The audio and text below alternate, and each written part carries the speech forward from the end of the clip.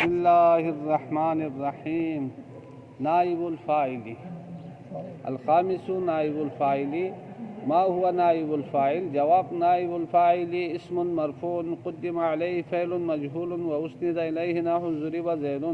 هذه فوائد: إذا حذف الفاعل وكان الفعل متعديا إلى مفعول أقيم هذا المفعول مقامه فرفع وقيل له نائب الفاعل وتحول الفعل إلى صيغة المجهول. الثاني: تجري جميع أحكام الفاعل والفعل المعلوم على نائب الفاعل والفعل المجهول. الثالث: اسم المفعول يشبه الفعل المجهول في رفع نائب الفاعل كما سترى، وما صدق على الفعل المجهول من الأحكام يصدق أيضا على اسم المفعول. الرابع: فعل نائب الفاعل لا يكون إلا متصرفا. پہلے اس کو پڑھو پھر آگے بڑھتے. فرماتے ہیں مرفوعات میں سے 5ویں نمبر پہ یا 5واں لیکچر جو ہے نائب فاعل کے بارے میں ہے. نائب فاعل کے بارے میں پہلا کوشچن ہوتا ہے: ما ہوا نائب الفاعل؟ نائب فاعل کیا ہے، کس سے کہتے ہیں، اس کی کنڈیشن کیا ہے؟ تو فرماتے ہیں سوال نمبر 33 کا جواب دیتے ہوئے فرماتے ہیں: نائب الفاعل اسم مرفوع. نائب فاعل ایک ایسا اسم مرفوع ہے، یعنی نائب الفاعل یہ مبتدا بنے گا، مضاف مضاف الیہ مل کر اسم مرفوع، یہ اس کی خبر بن جائے گی. لیکن ایک اعتراض یہاں وارد ہوگا، اس بنا پر کیا ہے، نائب الفاعل ہے خبر مقدم بنے گا، اسم مرفوع یہ مبتدا مؤخر بنے گا. سمجھ میں آئی بات؟ وہ شبہ فعل مبتدا نہیں بن سکتا ہے نا. اعتراض یہ ہے فعل اور شبہ فعل ڈائریکٹ مبتدا نہیں بن سکتے.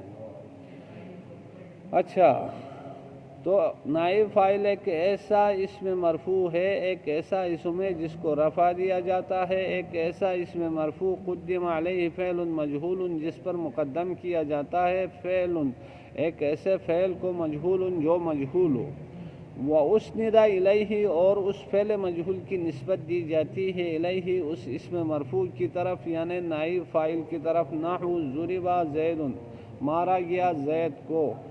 اب پہ زید کیا ہے، اسم مرفوع ہے، اس پر ضربہ فعل کو مقدم کیا گیا اور ضربہ فعل مجہول ہے، اسی کی نسبت زید کی طرف دی گئی ہے، اور فعل اور نائب فاعل مل کر جملہ فعلیہ یا خبریہ بنے گا. ہذہ فوائد الاول، یہاں چند فائدے بیان کرتے ہیں. یہ کچھ فوائد ہے، یا ہنا فوائد، یہاں چند فائدے ہیں. ان چند فائدوں میں سے الاول نمبر 1: اذا حذف الفاعل وكان الفعل متعديا الى مفعول. پہلا فائدہ یہ ہے جب فاعل کو حذف کیا جائے، وكان الفعل متعديا اور فعل متعدی ہو. یہ وكان الفعل متعديا عطف ہے حذف الفاعل پہ. سمجھ میں آئی بات؟ ہاں،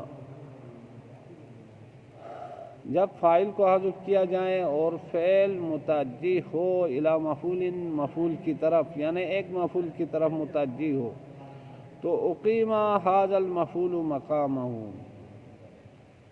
اسی مفعول کو قائم کیا جاتا ہے، رکھا جاتا ہے مقامہ اس فاعل کی جگہ میں. یہ مقامہ کیا بنے گا؟ اقیمہ کے لیے مفعول فی بنے گا. اقیمہ کے لیے کیا بنے گا؟ مفعول فی بنے گا. ھذا، ہا ہائے تنبیہ، ذا اس میں اشارہ، یہ کیا ہے؟ فاعل، نائب فاعل اقیمہ ہے، نائب فاعل اقیمہ ہے. تو المفعول کیا بنے گا؟ المفعول ھذا کے ذا سے کیا بن جائے گا؟ بدل بن جائے گا. بدل مبدل مل کر اقیموں کے لیے نائب فاعل. اچھا، فرفیہ، پس اسے رفع دیا جائے گا. اس اسم مرفوع کو کیا دیا جائے گا؟ نائب فاعل کو رفع دیا جائے گا. وقیل لہ، اور اسے کہا جائے گا، کیا کہا جائے گا؟ نائب الفاعل، نائب فاعل کہا جائے گا. وتحول الفعل الی صیغۃ المجہول، اور فعل کو تبدیل کیا جائے گا کس کی طرف؟ فعل مجہول کی طرف، یعنی فعل معلوم کو فعل مجہول کی طرف تبدیل کیا جائے گا. جیسے ضربہ سے ضربہ. یہاں پہ ذا اور المفعول بدل مبدل ہا کے لیے مضاف نہیں. نہیں نہیں، ہا ہائے تنبیہ ہے، وہ مضاف نہیں، ہا ہائے کیا ہے؟ تنبیہ ہے، تو حرف اضافہ ہوتا ہے؟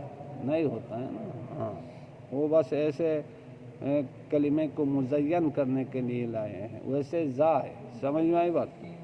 اچھا، الثانی دوسرا فائدہ، تجری جمیع احکام الفاعل والفعل المعلوم، فاعل کے تمام احکام جاری ہوتے ہیں اور فعل معلوم کے تمام احکام جاری ہوتا ہے یا ہوتے ہیں علی نائب الفاعل والفعل المجہول، یعنی فاعل کے جتنے احکام ہیں وہ سب کے سب جاری ہوتے ہیں نائب فاعل پر، اور فعل کے تمام احکام جاری ہوتے ہیں فعل مجہول پر، یعنی فعل معلوم کے لیے جو احکام بیان کیے تھے وہ سب کے سب پہ فعل مجہول پر جاری ہوں گے۔ الثالث فائدہ نمبر 3، اسم المفعول یشبہ الفعل المجہول، اسم مفعول شباہت رکھتا ہے فعل مجہول کے ساتھ، کس چیز میں شباہت رکھتا ہے؟ فی رفع نائب الفاعل، نائب فاعل کو رفع دینے میں شباہت رکھتا ہے، جس طرح فعل مجہول نائب فاعل کو رفع دیتا ہے اسی طرح اسم مفعول بھی نائب فاعل کو رفع دیتا ہے، کما سترا جیسا کہ آپ نے ضریبہ زیدن میں دیکھ لیا، ضریبہ نے زیدن کو رفع دیا ہے۔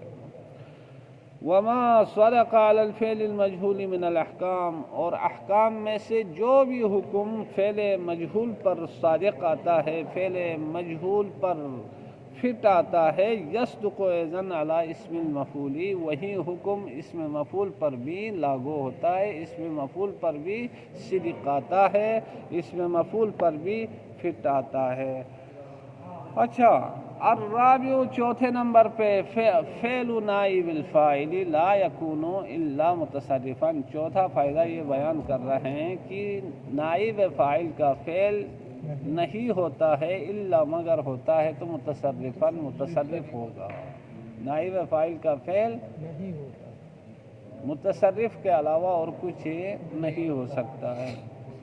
اچھا، سوال نمبر تھا جی 34، ما ہوا سبب حذف الفاعل، فاعل کو حذف کرنے کا سبب کیا ہے، اسباب کون سے ہیں؟ تو اس کے جواب میں فرماتے ہیں کیا؟ جواب نمبر 34، اہم اسباب حذف الفاعل ثلاثۃ، فاعل کو حذف کرنے کے مہم ترین اسباب ثلاثۃ، تین، کتنے ہیں؟ تین۔ دوسری کتاب میں 4 نظر آ رہے تھے، اس میں 3، سمجھ میں آئی بات؟ کل 4 بتایا تھا نا، 4 لکھے، کل آپ نے لکھے 3 ہی تھے، یہ پہلے والے میں آپ نے 2 بنائے تھے، ایک یہ اجہلو، اچھا ٹھیک ہے ٹھیک ہے ٹھیک ہے، اور ایک جگبر، ٹھیک ہو گیا، مجھے 4 نظر آ رہے تھے اس چھوٹی والی کتاب میں، آپ کے اس میں 4 ہے؟ نہیں 3 ہی ہے، تو مجھے کل 4 نظر آئے، اللہ جانے، میں نے کہا نا ادھر 4 لکھا ہوا ہے۔ جی جی، آپ نے ان دونوں کو پہلے میں آپ نے 2 کہے تھے، چلو ٹھیک ہے، اہم اسباب حذف الفاعل ثلاثۃ، فاعل کو حذف کرنے کے مہم ترین اہم ترین اسباب جو ہے ثلاثۃ، 3 ہیں۔ الاول، ان 3 میں سے پہلا، الجہل بہ، الجہل بہ فلا يمكن تعیینہ، الجہل بہ یعنی فاعل کے بارے میں جاہل ہونا ہے، متکلم کا فاعل کے بارے میں جاہل ہونا ہے، فلا يمكن تعیینہ، متکلم کے لیے ممکن ہی نہیں فاعل کو معین کرے، سمجھ میں آئی بات؟ تعیین یہ باب تفعیل کا مصدر ہے نا، ہاں، تفعیل کے وزن پہ، اور یہ اضافہ ہے کس کی طرف؟ ضمیر کی طرف، مفعول بہ کی طرف مضاف ہے، اور کیا کہتے ہیں یہ یمکنو کے لیے فاعل ہے، یمکنو جہاں بھی استعمال ہو جائے وہ لازم ہوتا ہے، یاد رکھو، سمجھ میں آئی بات؟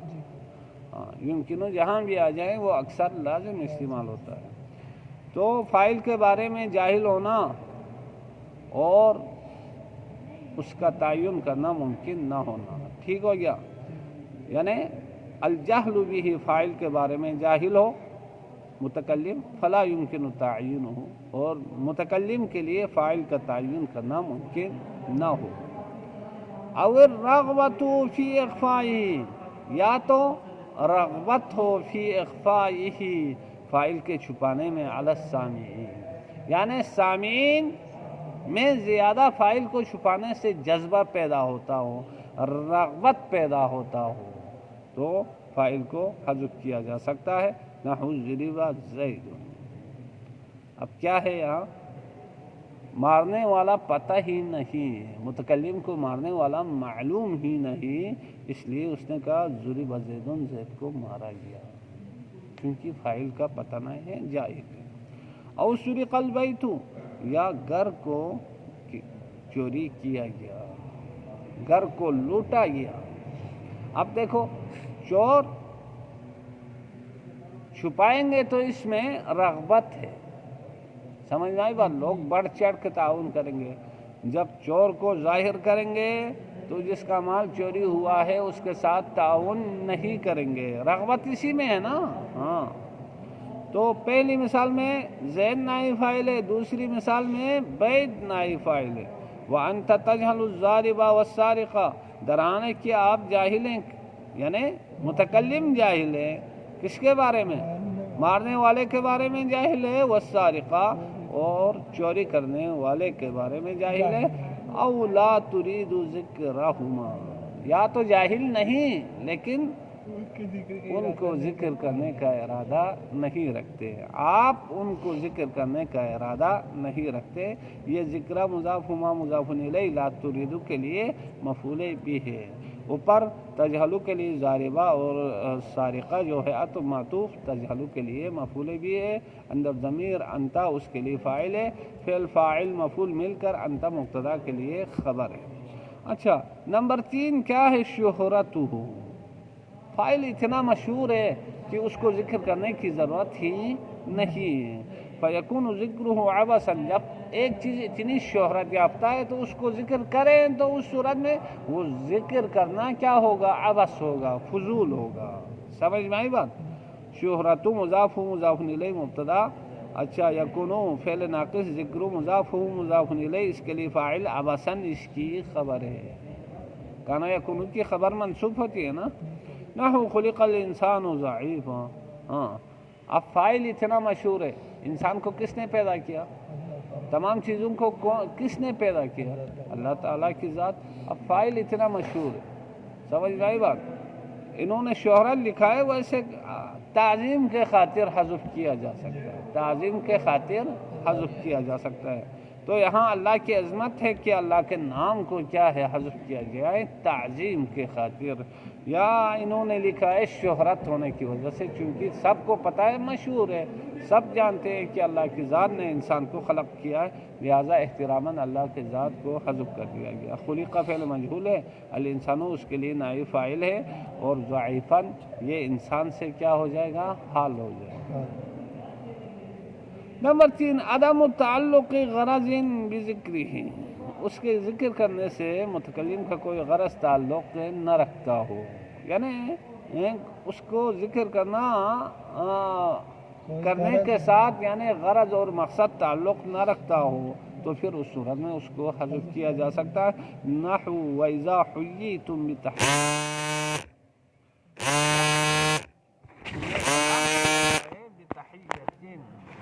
سلام کرنا تو کیا ہے؟ فَحَيُّوا بِأَحْسَنَ مِنْهَا، اس تحیت سے بہتر انداز میں سلام کا جواب دو، سمجھ میں آئی بات؟